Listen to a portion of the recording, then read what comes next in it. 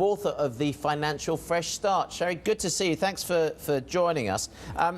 What's going to be the most... Good morning, Ross. The most notable impact as we move now from, what's been a fairly good 2013 into 2014. We've got new mortgage laws coming in. How are they going to play?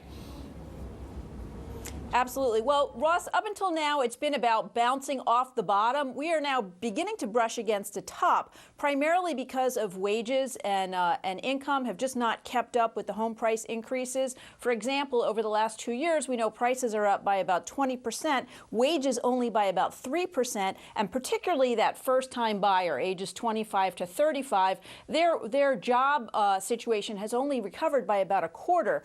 But what's really going to happen going into 2014 is due to the new Dodd-Frank Act rules that have to do with mortgage origination. Now, those start January 10th, and here's the thing. To be considered a qualified mortgage under those new rules, which gives banks a safe harbor against lawsuits, so they're going to want to issue qualified mortgages, a borrower's debt-to-income ratio can't be more than 43%. So their debt can't be more than 43% of their income. That's going to be a problem as home prices increase, i.e. the borrower's debt, but wages do not increase, i.e. the borrower's income. So we're going to be brushing up against that even more because of the Dodd-Frank rules.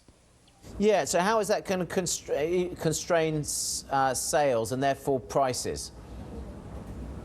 Sure. The less folks that are going to be able to qualify for mortgages, affordable mortgages, means less folks that are going to be able to go out in the market and buy homes. So we would expect the number of sales to probably remain consistent instead of growing hugely. They're going to look more like they did during the second half of 2013 rather than the first half where we saw sales still really going up. And the prices, of course, prices were up by 10 or 12% across the board this past year. We're expecting about half of that increase in the coming year, due in large part to the increasing cost of being able to get a mortgage. Folks who can't get what's called a qualified mortgage are going to end up paying more for their mortgage, which means that's less money they can pay for the house. Shari, always good to see you. Thanks very much indeed for joining us. Shari Olefson from the Carnegie Group in Fort Lauderdale. Take care. Thank you.